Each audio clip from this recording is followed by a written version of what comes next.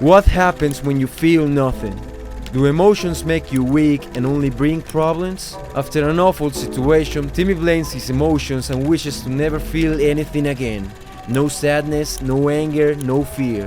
This episode of the Fairly Odd Parents shows us whether living without emotions would truly make life easier or emptier.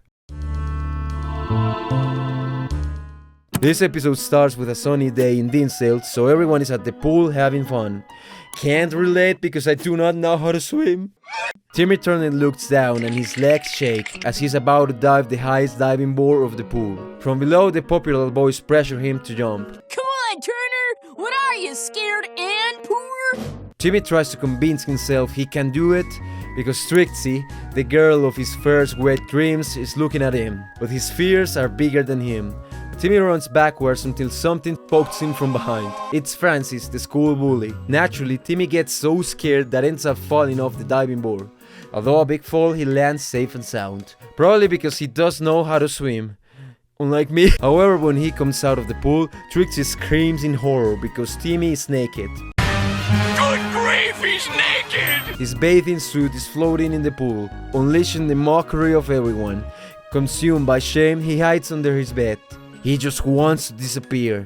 Wanda tries to comfort him, explaining that shame is normal and that he must learn to face it. Unlike certain someone. For Timmy, emotions are the problem. Fear prevented him from jumping, Francis' fright made him fall in a goofy way, and now he feels completely humiliated. Because now everyone at school knows his underdeveloped little private parts. So he wishes to have no emotions. His magical godparents carry out his orders. Suddenly, Timmy's mind's open and all sorts of emotions start coming out. Happiness, anger, love, fear, things he will no longer feel. Cosmo traps them all in a small box. Now, Timmy's empty. Wanda asks him what he feels, to which he coldly replies, "I do not." His face is completely expressionless. Okay, this deserves a TikTok edit next to Ryan Gosling's. You look lonely. I can fix that. This idea of not feeling anything, not showing emotions, being stoic, being Tommy Shelby. Thomas Shelby. Thomas Shelby. Evet, Sigma. Sigma. In a world where modern man does not manage his emotions properly, vices, addictions, dumb scrolling, and erratic behavior are the result of not knowing how to govern emotions. And this is very true, but it is incomplete. We also have to see the other side of the coin. Cosmo, realizing he can't get offended or sad, makes fun of the pool incident. Even Wanda joins, which yeah, honestly, it was hilarious. The next day at the bus stop, and on the same bus, everyone makes fun of him, points at him, laughs, and makes comments about his public indecency. But Timmy doesn't care. Veronica, Trixie's sidekick, throws a sarcastic comment. "Wow, look who decides to wear clothes today." But Timmy stays unmoved, not a single gesture that could reveal discomfort. "Let's go, King!" Veronica starts feeling frustrated by such display of power until she faints. That's a Michael Jackson type of aura right there. We live in an era that emphasizes the importance of expressing our emotions and letting them flow freely. And I mean, there's truth to that. Acknowledging and accepting what we feel is better than repressing and hiding them. We saw that on the video about Clarence. However, there's another lesson that is often overlooked. It's equally important to know when not to be ruled by our emotions.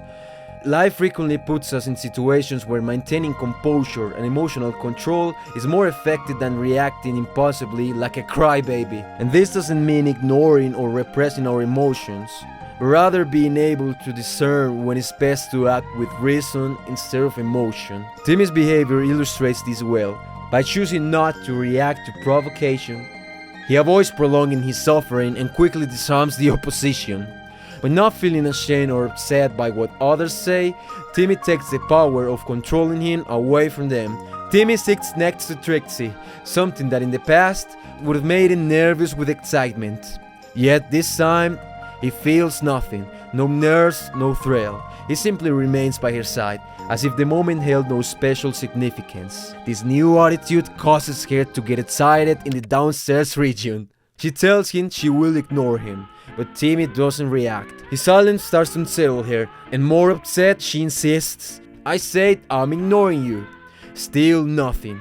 Finally, she becomes so exasperated that she ends up pleading, almost desperately and definitely moist. In class, Crocker doesn't miss the opportunity to make fun of him. He puts in front of everyone how he was caught in 4K losing his dignity. The whole classroom explodes in laughs, but Timmy is unfazed. Crocker, more irritated, threatens to fail Timmy, which to be honest he's probably used to. But still, nothing seems to get to him. Before long, his classmates start admiring him, turning him into the coolest kid in school. Even the school baddie is in love with him. Like the rest follow him as if he were some kind of YouTuber with more than 100,000 subscribers. Or that's what I imagine that happens when you have all those subscribers. I don't know, I'll let you know once you subscribe. Wanda remarks that he must be happy, to which Timmy with a blank expression replies, "What is happy?" When we force ourselves to stop feeling, we won't feel peace, but disconnection. Disconnection from what you were, from what you love, and from who you loved. Meanwhile, Cosmo is fighting Timmy's emotions at home, which he is doing an awesome job. Oh, great! Bravery's on the roof again! Francis warns Timmy that he's going to beat him up, but cold as ice, Timmy doesn't react. Francis, frustrated, intensifies his threats, saying he will shove him into a toilet. Timmy just yawns and tells him to hurry up to whatever he's going to do. Baffled by Turner's lack of fear, Francis backs off, saying that he's too weird, before accidentally slipping and falling headfirst into a toilet himself in the goofiest of ways. The students hail him as a hero. Trixie approaches and announces that he's now officially cool enough to be her boyfriend, presenting him with a pin to symbolize it. I think we all know how culturally the idea of the coolest people are those who appear emotionally indifferent, detached, and effortlessly confident. Just look at Thomas Shelby. Oh yes, I got a boner too. But what makes such behavior seem cool? There are two key reasons. First, someone who appears unaffected by others' opinions projects immense self-assurance, unlike most people who worry about fitting in or being accepted. This person doesn't need external validation. That quiet confidence radiates power, which naturally draws people in. Secondly, by refusing to seek approval, they set their own terms instead of conforming to others' expectations. This rebellious independence makes them stand out, and we see this reflected with the Little Me characters from the movies. All based on me. Ironically, those who lack that same confidence scramble to mimic this attitude of gaining approval, so people say, "Oh my god, he's so cool!" But that's missing the crucial lesson. Being genuinely cool means not caring about others' opinions. Trixie asks Timmy how does that make him feel. He coldly replies, it doesn't. Outraged, she accuses him of playing with her emotions, rips up the pin, and decides she'll date his best friend Chester instead, who completely panicked since, like most of us, he is scared of women. On his way home, Wanda tries to lecture Timmy, but he interrupts her, stating he doesn't need advice, he already understood it on his own. Being the coolest kid is a hollow victory if he can't enjoy it. Wanda is surprised and Timmy explains that without his emotions, he's thinking more logically, solving timeless questions. The chicken came before the egg, and Overwatch is a better and more polished game than Marvel Rivals. He then tells Wanda he's ready to regain his emotions after learning the lesson. She heads off to retrieve them from Cosmo, who's been keeping them for sure very safe. Meanwhile, a stuntman approaches Timmy, claiming he's exactly the type of person he needs, a fearless and emotionless kid. He takes Timmy to Dinsdale Dimmadome, where he will have to perform a crazy stunt. Ride a motorcycle up a ramp, jump across a building, pass through a flaming hoop while avoiding giant scissors. How's that make you feel? It doesn't. You're weird. Timmy wonders why the stuntman isn't doing it himself, and he basically says that he's not an idiot. Timmy does the jump in such a stylish way and lands effortlessly, making the crowd go wild and many panties to be wet. This moment showcases another side of stoicism. While staying emotionally composed can be beneficial, it can also be dangerous when taken to the extreme. Here we see the example with something dangerous, but this disconnection and detachment also translates in every aspect of life. If we don't feel passion, love, or anything, it can lead to a very dark and nihilistic void, where why care about anything if nothing matters? Without fear, Tim ignores the very real danger he's facing. Emotions serve a purpose.